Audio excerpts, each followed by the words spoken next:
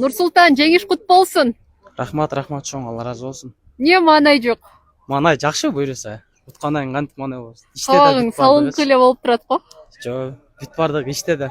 Бул жеңишти күттүңөр беле? Ооба буюрса. Мээнет кылганбыз, 10 күн башта чогулуп, сырттан аттарды алып келип, аттарыбызды дайындап, бир эмес 2 тренировка өткөрүп, мээнет кылдык эле, Кудай деле карап отурат. Көк бөрүдө өзү жеңиш менет кылгандыкы дейт эмеспи? Ошондой дейт го.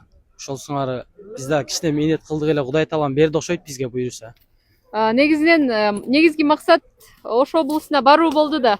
Буюрса. Ошол жакта командалар менен беттешип келүү. Ооба. Биз да өзүбүздүн күчүбүздү областка чейин барып, республика чейин барып сынайлы деген арканды узун таштап, ошондой ниет менен чыкканбыз буюрса. Ошондой ниеттерибизге акырындап жетип баратабыз.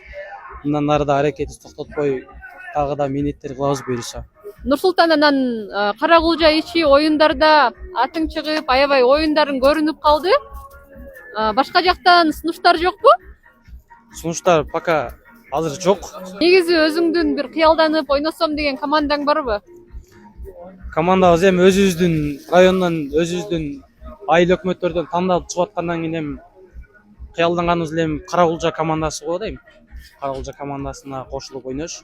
Биринчиден район ичи жакшы оюн көрсөтүүнүн бирден бир максаты бул Каракулжа командасынын катарына кошулуу. Ооба, биздин могу командалаш агаларыбыз дагы ушу сен атың жакшы, өзүң жашсың, жакшы аракет кыл деп, алар дагы мага жакшы жол ачып берип, биздин защитниктерибиз. Эми бул жерде улак салган адам эле көрүнөт да, ал эми защитниктер көрүнбөйт.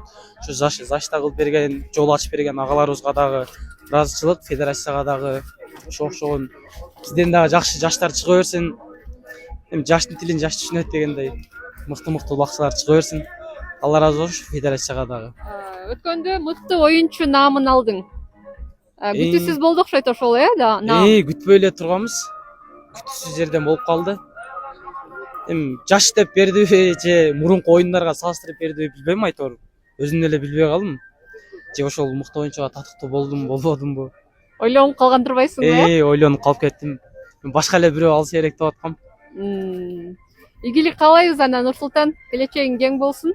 Рахмат чоң, эжеке, сиздин да иштериңизге ийгилик.